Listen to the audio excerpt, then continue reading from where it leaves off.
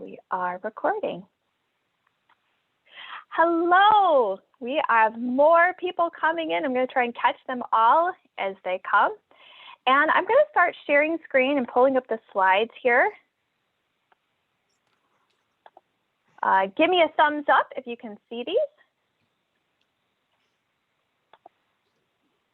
All right. There we go. So welcome to the Nonprofit Coach webinar series. Why should your nonprofit run like a business? Okay, I am Elizabeth Finlayson. I am the CEO and lead coach of the Nonprofit Coach, and my mission is to create a fairer, more equitable, and inclusive world filled with empathy and beauty. And my team and I do this by supporting our nonprofit clients with strategic planning, fundraising training, and support.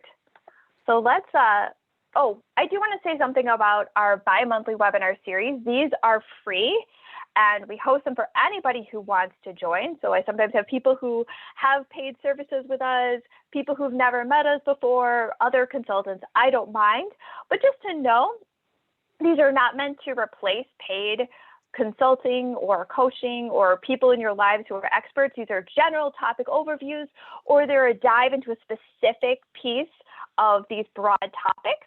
We often have guest speakers like we do today, and I just want to let you know like how this fits into the world of your learning about this work.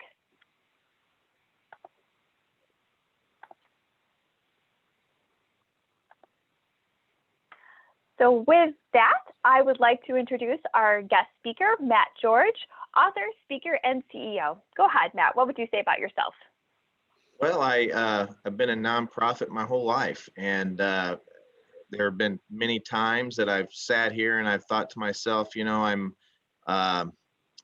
should I go to the for-profit world? And each time I was pulled back in, and I kind of look at it as it's the mission of my life, and it's to help people, it's to change lives and save lives, and I'll touch on that in a minute. But I think it's an important thing to be in our sector of business, and I think it's something that once it's in your blood, it's hard to get out.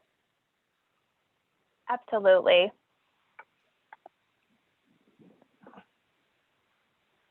So why don't you tell us, Matt, about your book too? Yeah, I wrote a book, Nonprofit Game Plan, and it's the proven strategy for nonprofit success. And there's a story that goes along with it. And I was with my dad at a conference, and Kevin Harrington, the original shark on Shark Tank, was the speaker. And long story short, I cornered him as he was trying to sneak out the back after his talk. And I said, I'm not asking for money and I'm not pitching a product, but I run a children's home in Peoria, Illinois, and I'd love to pick your brain. And he said, I'm getting on my jet and I'll call you in a couple hours. And I kind of thought, well, he just blew me off. And 2 hours later, he had in that time done a background check on me, and he knew what I had done and what I've done in fundraising, and he knew all kinds of stats about me, and he said, what do you want? And I said, I'm looking for a mentor. I need somebody to help me that's not local, and somebody that has a different lens. And he said, fly down to my house in Florida at this time on this date, and if you're there, I know you're serious, and if not, it's good talking to you. And I've flew down there, met him, and he's kept his word, and he's been a mentor, and I've got him on speed dial, and I talk to him all the time. And the first task that he said is, you're going to write a book. He said, you need to tell your story. You need to not just help people in the Peoria area, but you also need to help people in nationwide and worldwide. And so that's what really triggered the book. And it was fast paced. It was a 10-month process. And next thing you know, I was an author. And so I never thought that in my life, but it's been a blessing, and it's been fun. And I like to tease my kids about it, that your dad's an author. So.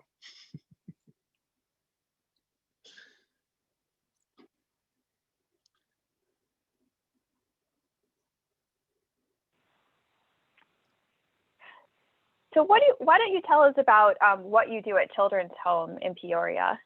Well, it started when I was really 16 years old. How I got into the business personally. I had a friend of mine that he sat right next to me in high school, and we knew each other growing up. Our dads knew each other, and next thing you know, he had cancer, and the next thing you know, he passed away, and it rattled me. I didn't handle it well. I mean, it was odd, and um, I decided to raise money. I played a sport, tennis, in high school and college, and I ended up coming up with an idea to play a tennis marathon to raise money to help defray the costs for this family. And that was the first taste of fundraising that I had. And little did I know, I'm 50 now, and I haven't stopped. Put on over 250 fundraisers in my life, and run one of the largest social service agencies in the Midwest. And so it's fun.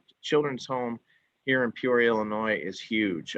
We are 155 years old, which is a cool stat within itself. It was formed in 1866, and I always tell the story that our business is so old that it was 9 months. It was formed 9 months after Lincoln was assassinated. So it kind of puts things in to perspective. But we're the largest social service agency outside of Chicago in the whole state of Illinois. We have 450 employees. But I think the most important stat is that we help 1,700 kids a month flow through our agency through 54 different programs. We have a very large budget, which I'll touch on here. It's 32 million now, but 1,700 kids. It's something to think of that number when you're doing this. And so I like to say all the time that the team here, it's really the front line. It's everybody from cooks to maintenance to myself to everybody in foster care. We change lives and we save lives every day. And so, and I always say to everybody that's in nonprofit work that's watching this right now, you speak all the time and you hear all the time of fire and military and healthcare workers, especially during this pandemic, how important those frontline workers are. And they are. They're all heroes. But so are nonprofit people. And nobody gets into this business for a pat on the back. But I will tell you that we were essential workers. We still are essential workers, and we didn't take time off. And so we were with kids. If you think about the amount of kids during COVID, 1,700 a month, there was some tough times here this past 12, 13 months. And so there isn't a day go by where I don't think that the people that are in this sector, the people that work front lines, and all of you that are watching are also heroes. So just remember that. Absolutely. Well, my goal today is to give you some thoughts and real life examples of why really now more than ever, you need to run your business or your nonprofit like a business. It's very important. It's a very, very competitive field right now, even more so than it was 5 years ago and 10 years ago. And it's real easy to write off nonprofits as just charities or non-businesses. And we know today that that's not true, especially in a world where nonprofits are so much more competitive. In a way, it's cutthroat. And we're all going after funding and grants and corporate sponsors and individual sponsors, and having to deal with playing in each other's sandboxes and so on. So, but to prove how big of a business we are, not only is it proven by a budget, but it's also proven, like for us, as an example, at Children's Home, we're the 12th largest employer in the town of Peoria. That's with Caterpillar and the hospitals and other Maui Gym and other Fortune 500. So to say we're not a business, it's really kind of silly in a sense. So still, it's not enough, though, to say that nonprofits are 100% like businesses. because there are some examples that we deal with grants and so on, and we won't go into that, but it's really, you need to understand how a nonprofit works. So let's just really start there. Um, I always like to take a step back, and I think for any nonprofit that you're involved with, now this could be from a board standpoint, a donor standpoint, or you run one, you work at one, whatever it may be. You have to look at the mission first, because before you hire people, or start offering programs, I know somebody on here is starting a new nonprofit, and so um, before you even start those programs, you've got to figure out what the impact that has on the community. You need a clear idea of what your vision is and what you're going to offer. Now, in our case, we're 155 years old, but we still have to look in the mirror all the time and define that vision, more often than not. The mission of the agency is going to dictate its programs, and then it's going to dictate the approach to those programs. So when you look at what a social service agency does, the mission will decide a lot of times how the funding is dictated. It can mean many different things. In the case of Children's Home here, being an agency that has an annual budget of 30 plus million, we have 54 programs to be exact, but they're funded all different ways: grants, contracts, other revenue streams.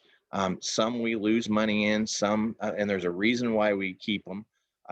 There's just many things. So we work with United Way, the Illinois Department of Children and Family Services, the Department of Human Services, the State Board of Education, Juvenile Justice System, Department of Corrections, and the list goes on.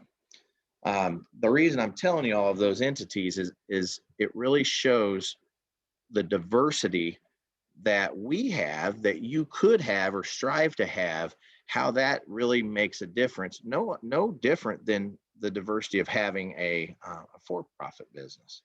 Um, it makes us somewhat unique because a lot of nonprofits become one-stop shops. I won't name names, but they focus on one area. So if one is focusing on just breast cancer awareness or whatever it may be, they really have the lane that they're going to stay in, and they know what they have to do. But in our case, we have 54 different lanes, from foster care to behavioral health to a school to an autism school to homeless youth, and the list goes on. So you have to decide, uh, from a funding and revenue side, first, what is the vision? What is the mission? And then you can go after the funding and try to figure out how to best align those dollars and revenue streams to your overall program. So the first thing I want to have you ask yourselves is, your agency diverse enough in the program offerings that you have? I think you need to ask yourself that, and maybe the answer is no, but there needs to be, or maybe the answer is yes. Either way, there needs to be a reason backing that up. Um, this is no different, like I said, of having extra service offerings like in a for-profit.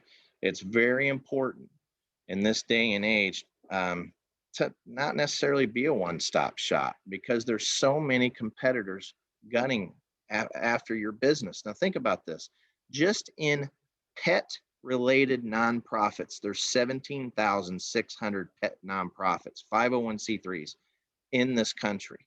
That's just one little sector.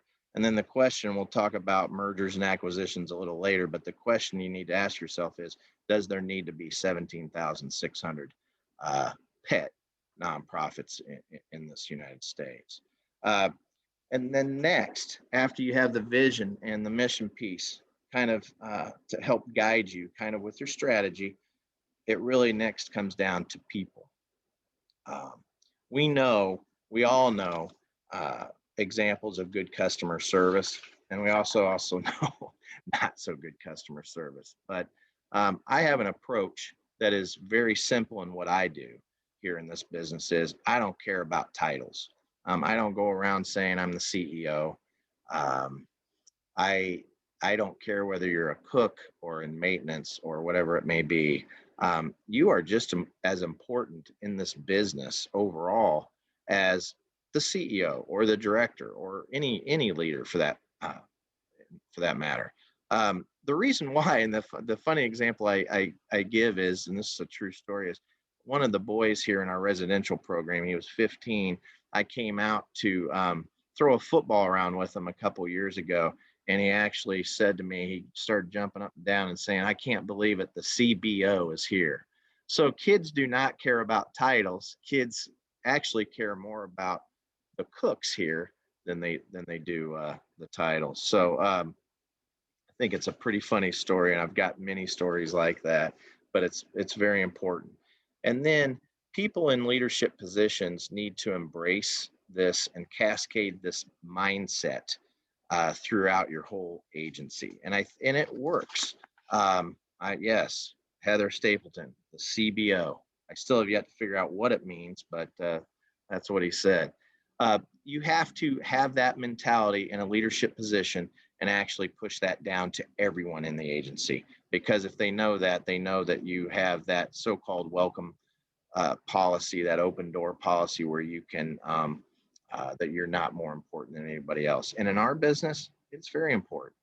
Um, you hear all the time though that it's about customers, right? So I want to ask you, um, is it? Is it really about, in our case, the children or the clients? Is it about them first? And I'm going to say, actually, no, it's not. And this goes against what a lot of people think, but I go to an example with Starbucks.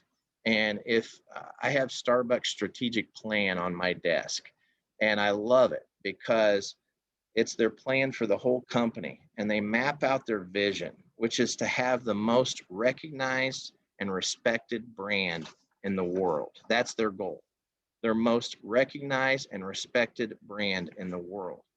But interesting enough, their mission states the number one priority is to take care of our employees, who then communicate the company's passion to the customers. Then it states the number two priority is to take care of the customer. I strongly have the same belief here. If we don't have people that are good, that are mentally fit to be in this position, to sometimes be spit on, to be cussed at, to work on the streets, to work with the homeless youth population, to work with drug addiction, sexual abuse, um, you name it, anything that you can think of, uh, those people are special, and they have to fit into your business. So the people, to me, come first before you can even take care of the kids and the families in our care. It's an interesting concept, but if you talk to most program people will say it's about the kids first, or whatever your mission is. Uh, I have a kind of a reverse thought on that. Um, Next, you really have to focus on the brand. And I talk about this in my book a lot. The brand is important, and the brand is really what drives uh, your whole business. In the book, I write about 501c3s needing a facelift. That's what I mean by it. People just think that that we're just handouts, where we've got our handout, we want money, we need money, and if we don't get it, then we're in trouble, and we're always broke, and we're always, I mean, that mentality actually hurts our business. It drives me nuts, to be honest with you. It could not be any more true, though, that the non-for-profit space has a branding issue across the board. I don't care what state you're in or what country you're in, there's a branding issue.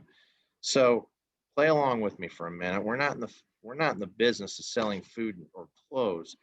We're in the business here of taking care of community, people, uh, families, you name it. We are the world's best defense against the gnawing grind of social decay, poverty, homelessness, mental health issues. That's the hot buzzword this past year is behavioral health and mental health issues, crime, abuse, animal cruelty.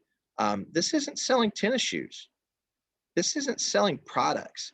Um, don't you think the way we are perceived to always pinch pennies and always have our hands out begging for more money is as important or more important than selling cheeseburgers? And it is, because if you don't think that way, moving forward, especially now in today's climate, your nonprofit's got a chance of losing. And when I say losing, there's so many competitors out there right now. There's people that are wanting you to lose, believe it or not. So that brand is important in how you portray yourself. Your brand is everything. We're looking right now at a total rebrand. We're looking at a logo change. We're looking at a message change. We are in the midst of the refresh of refreshes. And it costs money to do that. But it's very simple why we're doing it. You need to stay relevant. I have a Fortune 500 company on my board, and they have 4 rebrands in 10 years. Now, think about that. I checked with our agency when the last time we did a rebrand was, and it was 25 years ago. That's pitiful. And so when I found that out, I said, we've got to regroup. We really are not doing a good job of what I'm preaching. I thought we were. We weren't. And so we've course corrected that and really gotten on the right path. And there's going to be a lot of change, and I've got the board behind it to do it. So would you invest your money into a tired for-profit business or stock? That's what I ask yourself. Would you invest your own money into a stock that is tired? Well, why would you invest into a tired nonprofit? It's the same thing. No one wants to give money to a nonprofit that is struggling. Now, people think they do. People think that's the norm. They need the money so bad. But really, there are so many nonprofits that are just hanging by a string or on lines of credit to pay payroll. Do you really want to invest your money into a nonprofit that is struggling and not running their business correctly? And so there's a lot of examples. That's a sinking ship. You're right, Heather. And that's what you really, really need to stay away from. That's why the brand is that important. So now take that donor. Would you invest into or take you as an example? As an investor, are you going to invest into a winner like a Google? Or are you going to invest into something like Blockbuster? Right. And so that's kind of the example I use all the time. When you look at companies that are succeeding and companies that are failing, it's no different than in the nonprofit space. It's no different. And we're going to talk at the end about partnerships and M&A work, but people really need to look at themselves in the mirror. And I know that's not always the most popular thing to hear, but it is true. Next, I wonder if we can stop for a second for a poll. I would love to get a sense of people's budget sizes at this moment while we're talking about this. So I'm just going to do a quick one here. And I also just want to say, if someone has a small budget size, it doesn't mean they're struggling. And you can have a large budget size and be struggling. So no judgment here. Just wanted to get a sense of how we relate to what Matt's talking about here. I really love what you're saying too, Matt. I feel like as I work with organizations a lot, the mindset change is really one of the more important parts before you can get down to the work, because people will get in their own way when they're still thinking that they must be struggling, that they have to be a martyr, than when they're committed to being that well-branded, significant nonprofit business. Right. And remember, to back up what you just said, budget size is irrelevant on whether you're struggling or not. And same with a for-profit. You could have $100 million business and be very close to going belly up. No different than $100,000 business. So, yeah, looking at the poll, yeah, so we have Yeah. So what I would consider um, smaller nonprofits, but very important nonprofit sizes right there, because I can name off 10 right off the top of my head that fall between that 100 to 2.5 million range. And there is still a space out there if you're running your business right. There's still a space out there for you. Um, Absolutely. Do you want me to move the slide, Matt? yeah, once you move the slide. Yeah, I'm going to get to, I'm almost there. So Sure, no problem. Keep going. along with the brand, it's also, I think my biggest job that I have here, and one of the things that I enjoy the most, and they go hand in hand with the brand and the marketing piece, is storytelling. The storytelling is really the most valuable thing that you can have. Now, think about this though. Isn't that the same as storytelling or advertising, or however you want to look at it, in a for profit? So if I'm going out and going to a uh, someone that's handing out money for a grant or a foundation or a donor or a corporate donor, I better be armed with some stories. And the stories are really what drives us. It drives our boards. It drives our communities. Stories make people give money, period. Uh, Investors, stories make money. And you can never have enough. I've been in this business so long that I have 500 in my head. If you just peeled it back, I've got 500 sitting in there, really, really good stories, and they're feel good stories. And then I have 500 not so good stories. And those tough stories, it, it's it's one talent that I have that I don't talk about a lot, but I'll tell this group that is that I have a talent when talking to a donor or supporter of being able to read the room very quickly and be able to pick that right story. And all of you have that same opportunity daily. You just have to value that story and understand how to become a storyteller. It is your job in whatever position you're in a not-for-profit to be able to tell a story. So looking back, we spoke on four things: vision, people, brand, and storytelling. I want to pivot over to here to the $30 million plus agency. And I get asked all the time what it's like to have that type of budget.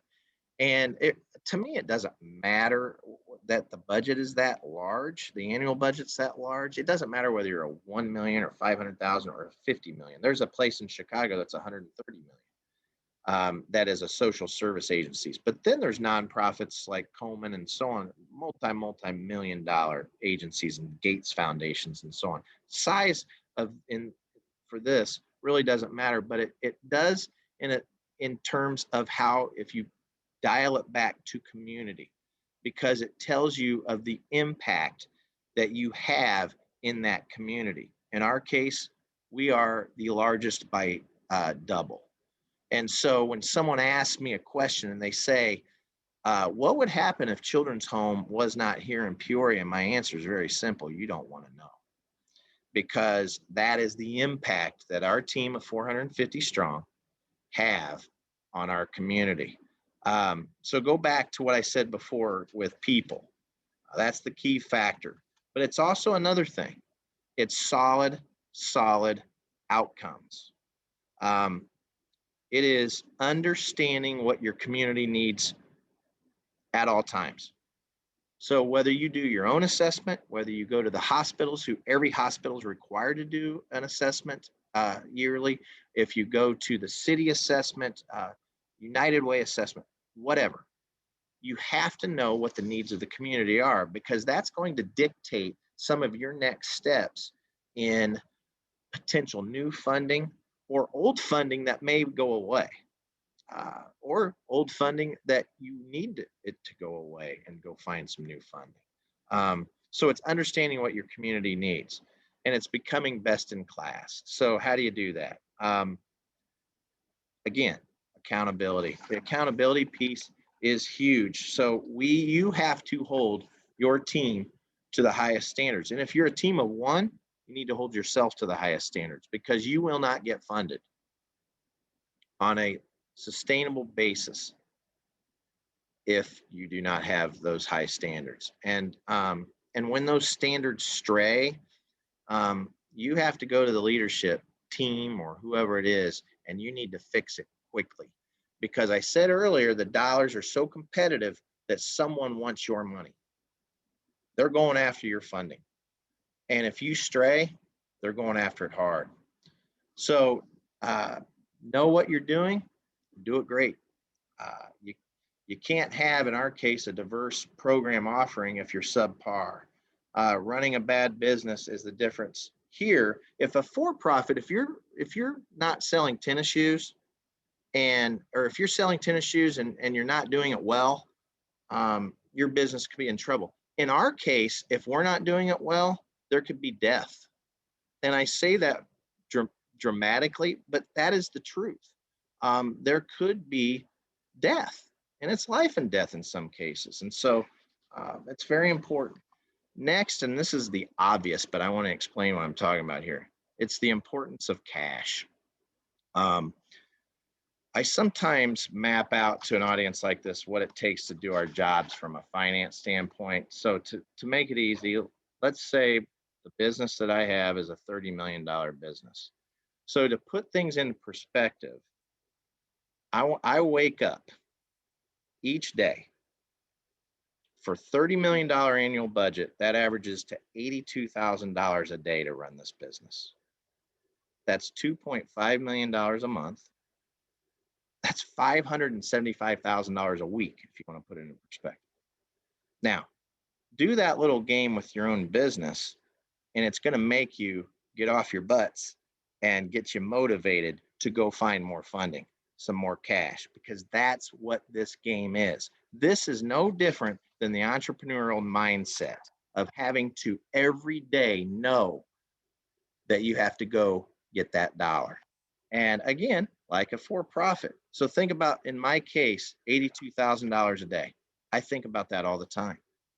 And we may have a program, and we do. We have a program that's a $6 million program, so that takes a chunk of it. And this is just an analogy. But if you think of it that way, it's really interesting. Another thing is typically social service agencies have programs for long periods of time. A lot of money is put into these programs. And as the programs grow from a service need standpoint, a lot of time there's no growth from an infrastructure standpoint. So some examples would be the funding in the program stays the same, as do the outcomes, even if they're good, as do the outcomes and expectations. And you may think that you have a program that's actually doing great for the community, but you still have personnel needs, you have salaries, you have back office, you have technology, you have reporting needs. All of that costs money. You can't sit here every year and say this program's a $50,000 program and we're going to do well this next year with a $50,000 program. You have to factor in all this. That is the biggest mistake nonprofit people do, is they'll sit there year after year and cookie cutter the program, not factoring in that you have a lot of change. So they need to be looked at, and I call it just auditing your own program. You need to audit your program internally. I'm almost done, and then we can take some questions. I'd be happy to take any questions, but a lot of times, and I've been there too, a lot of times you're just going after a grant or whatever it is, and you're just happy you have the money. And I know that feeling, but you have to actually think of it strategically 1 year, 2 years, 3 years down the road and how that looks, and not just present day. Most program people think present day. Most program people think kids first, mission first, whatever it may be. There has to be the business side of this. You have to think of it as a strategy and how the sustainability of the program is going to play out if you were to have this program 5 years. Because if you don't, 2 years into the program, your funding stream starts tailing. you will have to make the choice of whether to run a subpar program or potentially cut the program, which equals people's jobs, which equals the community takes a hit. So you have to have that vision. So that's a very important thing. Cash also allows an agency to do many things, meet payroll, pay obligations, but you need it to grow. Uh, Remember, you have to have cash to grow. And it can be other things too. It can be in kind, and there's many examples of that. But you have to, if you're going to expand the program, you have to think bigger than you're probably thinking, and that takes a different mindset. And then lastly, any types of mergers or acquisitions, they all require capital. So if you're looking at joining a group, there's costs involved. I've actually been involved with um, four mergers and acquisitions, and you have to have money to do that. It's very important. The other thing that's important are partnerships.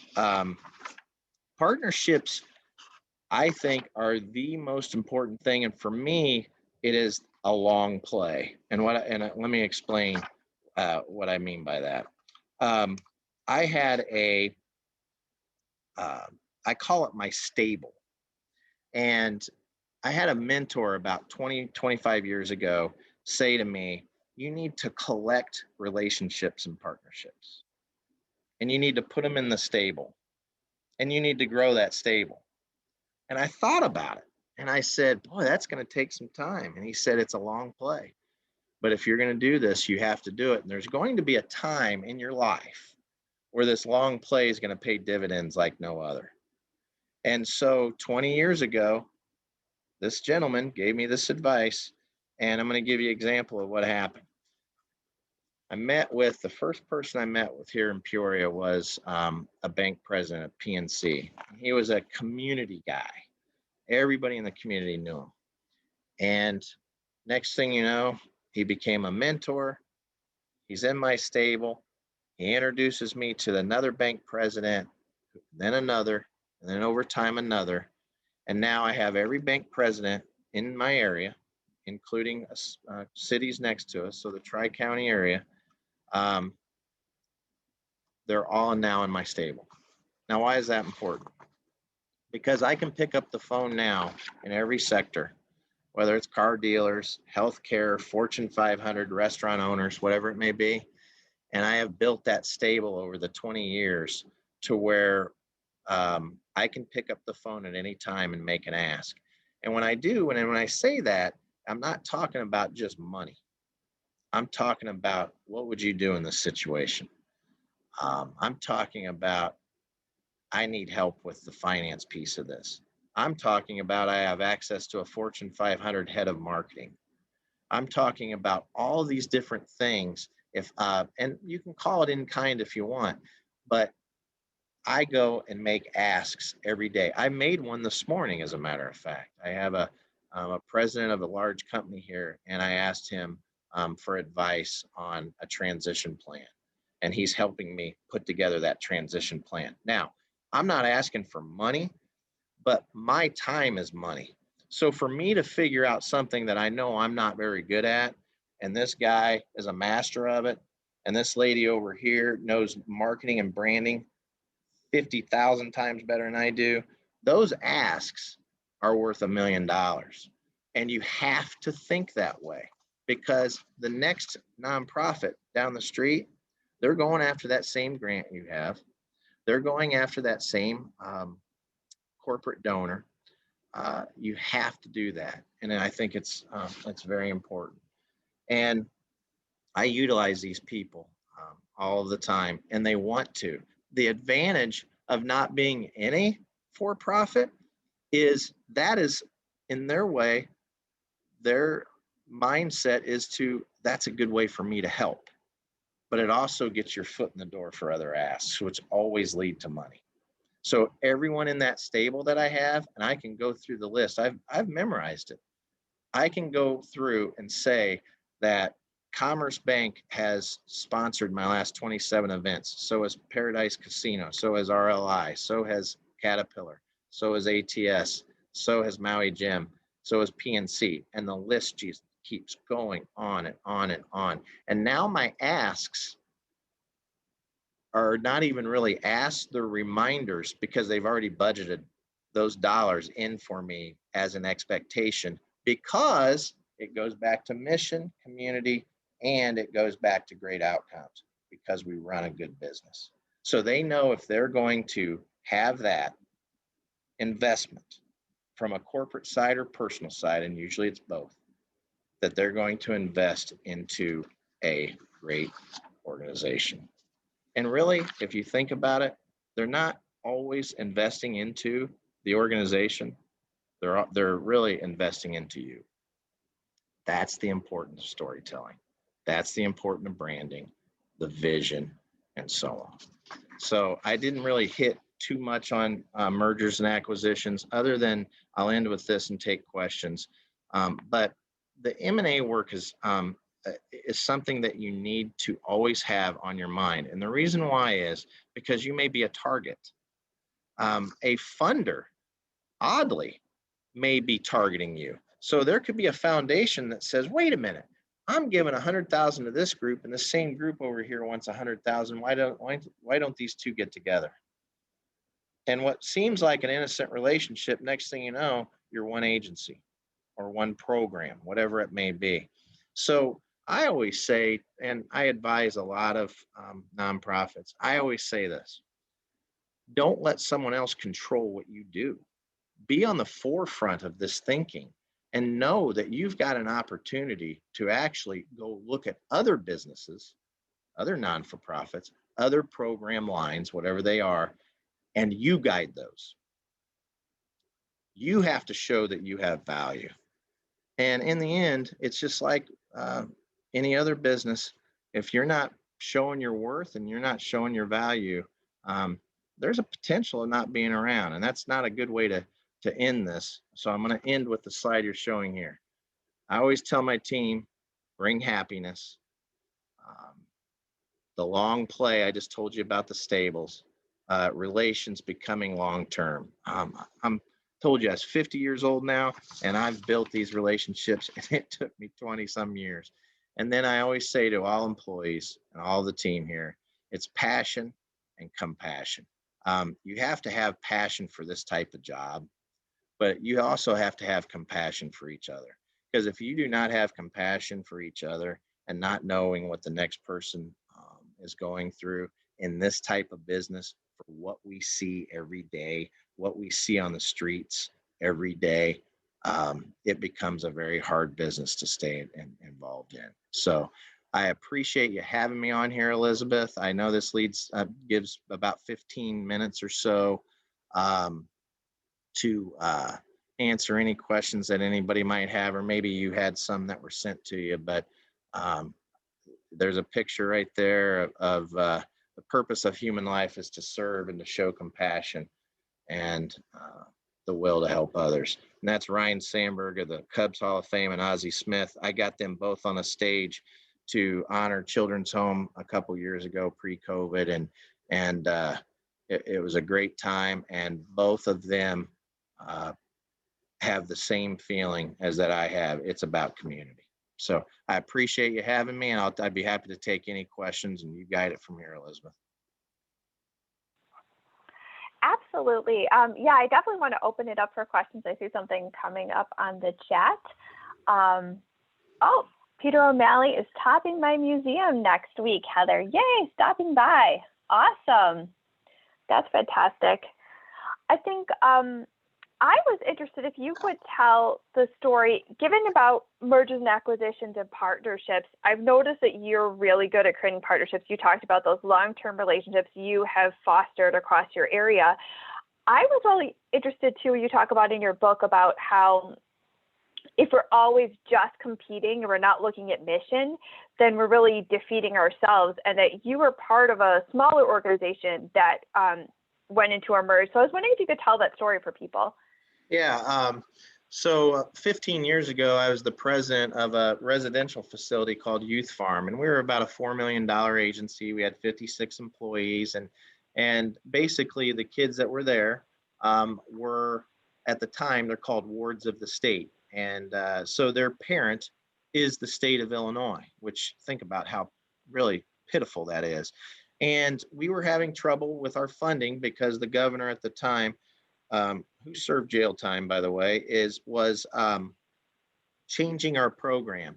And I utilized the board to get their opinion, and I thought to myself, you know what, we need to look at a potential merger. Now, I guided this merger and went to a place that I'm at now. So it's gone for full circle. But I went to the CEO at Children's Home at the time. This was 15 years ago.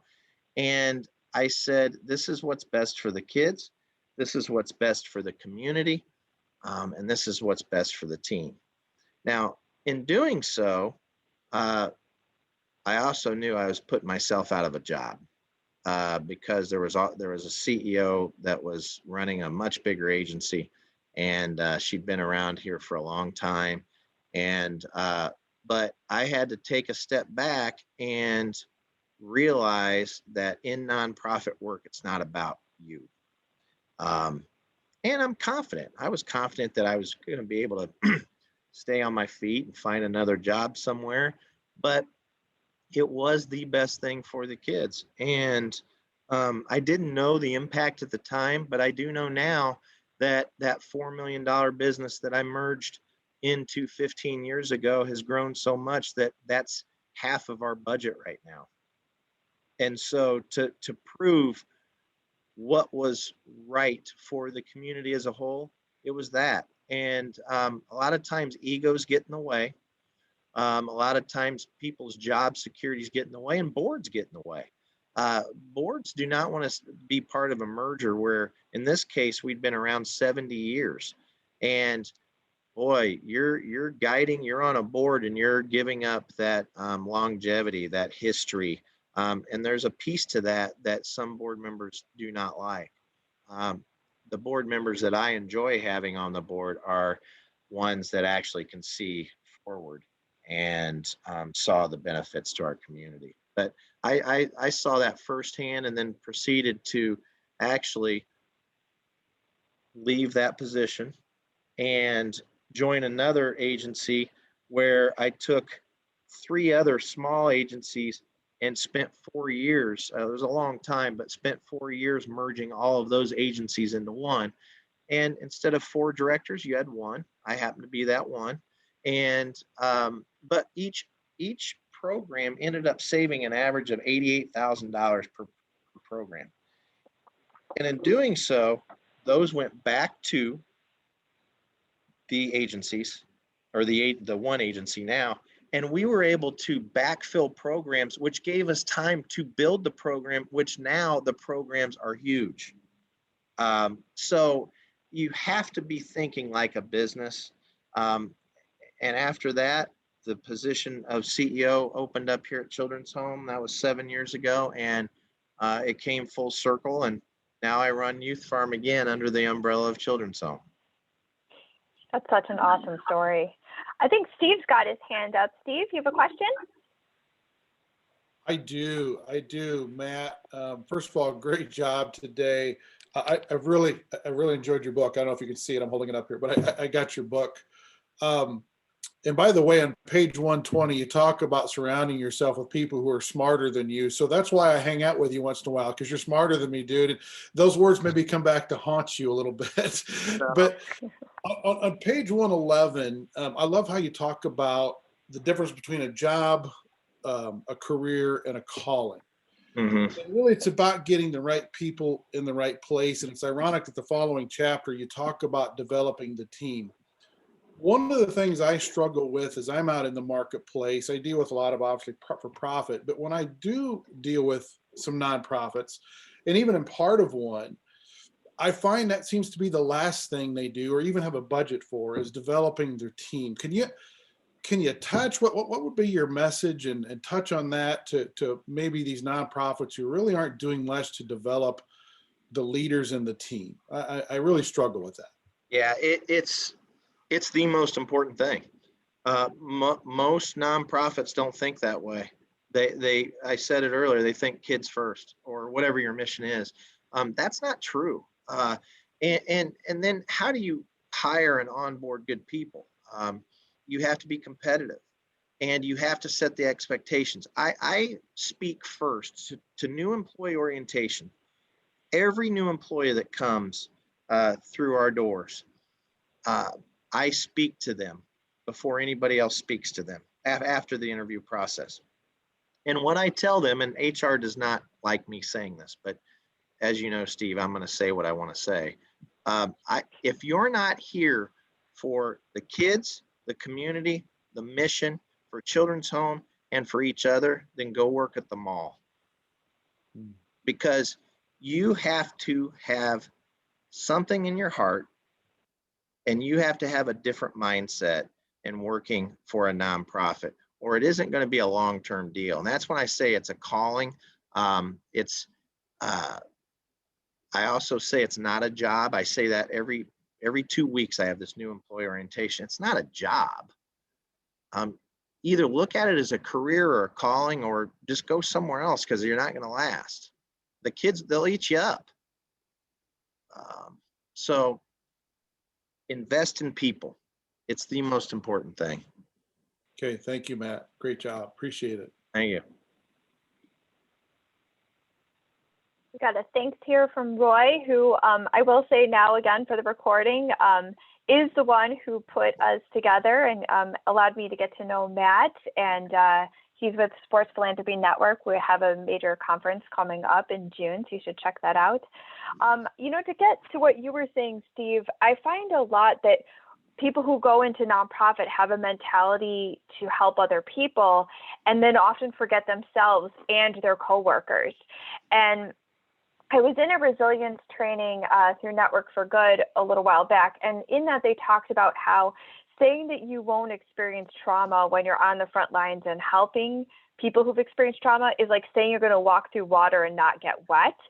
And I say that to myself when I realized that self-care needs to be part of it. And I think that as nonprofits, we feel like, oh, look, we're not spending it too much on administration. Our fundraising costs are low. We're not paying anything for paper. We're skimping on our pens, not really realizing we're making our jobs so difficult. It's actually really hard to get up and get in front and do all the frontline work we need to do. And I think that mentality needs to be changed all the way across the board, across our agencies. It needs to be changed across our donors and our funders to realize you can't keep skimping on offices and people and expect them to keep showing up day after day and fighting the biggest problems of our entire world. So I think it's such a great point, Steve. Thank you. Yeah, I'm going to add to that. I have to deliver a strategic plan to my board in 2 months, and the number one thing in my strategic plan is employee engagement, people. It's not what you typically think, and it's number one. Absolutely. I think many of us are bought into this martyrdom as well, and we get a sense of identity from it. And I know for myself and other nonprofits I've worked with, getting rid of that is the first step actually to increasing your budget.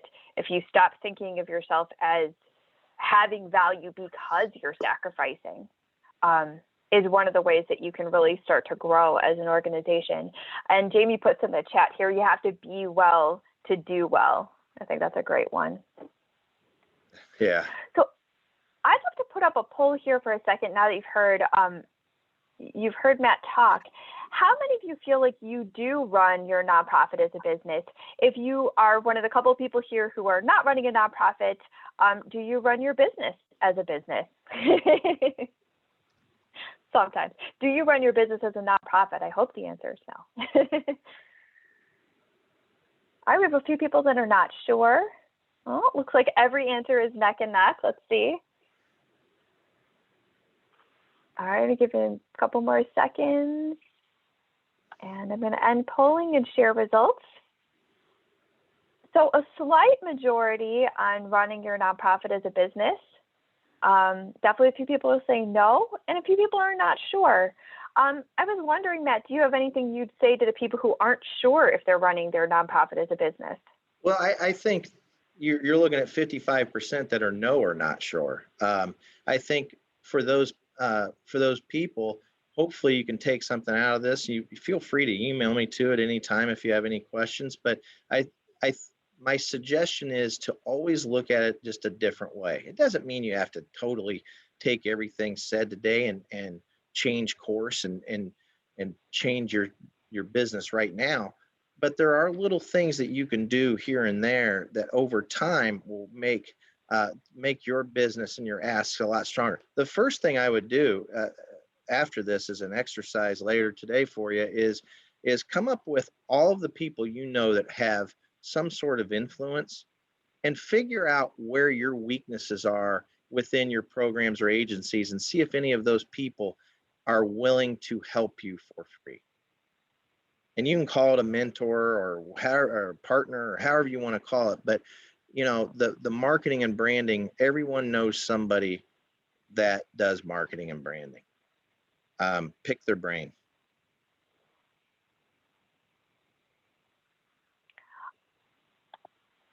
So Heather's saying bye. Thank you, Heather, for joining us today.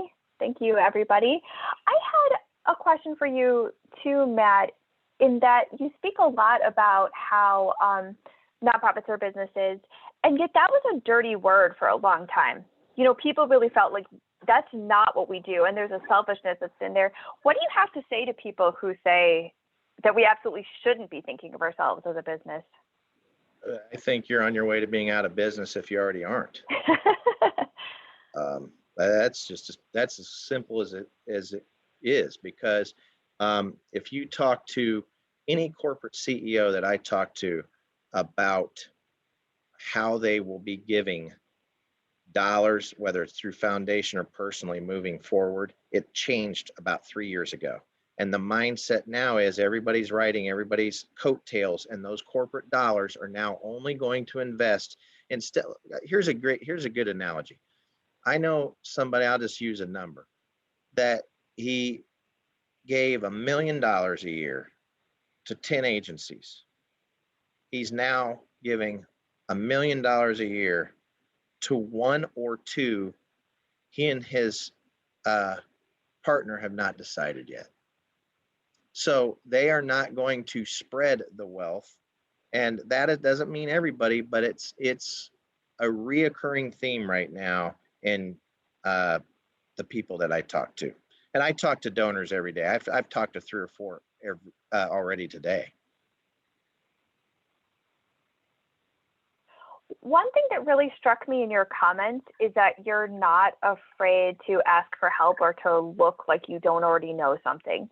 And how would you say that's affected your path? It's put me on to nonprofit success 101. I mean, to anybody that thinks they're an expert in this game, you got to be kidding me. This business is hard, and it is relationship driven. It is. I always say, I had a joke, and I don't talk about it much anymore, but it was always part of my speeches. I'd always say, no one tells me no.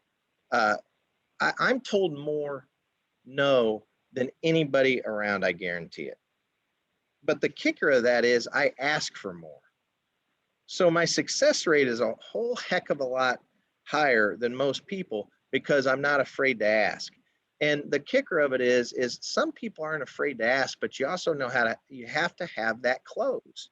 And so on the close, usually it's either the story or outcomes in our business. It's story or outcomes or both. And so if I said to you, and I was asking a donor, we have 1,700 kids that flow through our agency. Would you believe that there's 1,300 homeless youth in our community? And the impact that we have has taken that number down to 200. Now, if we weren't here, I know for a fact that number could have exploded past the 2,000 range. And I'm just spitting this out. You weave a story and put things into perspective, it sells. It's no different than than a stockbroker or an investment advisor or anybody. You have to ask, but you also have to close. And if I'm told no, my best friends tell me no. It never hurts my feeling. Roy knows that. It never hurts my feelings to be told no. I could care less, to be honest with you, because I will go to the next person and make that ask. And I'll out of the 500 in my stable right now, somebody's going to say yes. I think that's a great point, Matt. You talk about saying no and just continuing to ask. I think it's something that takes getting used to, because you go look at the baseball batting averages, right? If you're doing great, you're getting 3 out of 10, right? 30%. Right. And so, in fundraising, you're probably not even at that number to be considered a superstar. So yeah. It's hard. And I laughed at your comment of your best friend saying no, because there's certainly a lot of people when we started this, they're like, oh, I'm here for you. I'm there, whatever you need. And 2 years later, they haven't donated, $5. Right. That happens all the time. And if you don't have thick skin and your feelings are going to get hurt, then you need to find someone else to make the ask for you, because that is sustainability all day. That's funny. It's true. And I think when it hurts our feelings is when we've made it about ourselves. It really just isn't about us. It's about their budget. It's about the program. It's about what they've already committed to. I used to be an actor, and I used to say, you're going to go on audition after audition after audition. You might not get cast because you're taller than the guy you're supposed to be standing next to. You don't know why you're getting cast or not getting cast. You just have to keep showing up for those auditions. I think it's really, really similar in this work. Right.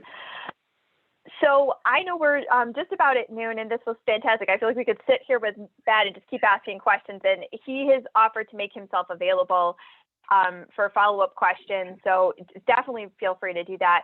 You can see on the screen some of the services we offer at the Nonprofit Coach. I'm just going to throw up a poll here and see if there's any that you are interested in learning more about or you just find kind of interesting. And then that helps us also know what kind of webinars we want to keep putting out there. We try to make sure that we have a suite of services, everything from coming in and doing your fundraising for you or running a capital campaign to things that you can do like these free webinars, or coaching packages are pretty affordable. The grant writing course is right on the website. It's pretty affordable. So we try to make sure that we have a range of things for everybody's budget so that you can get what you need and keep growing, and you don't have to be stuck just because you have a small budget. So I am going to give you one more second. It looks like, and we're going to end polling here.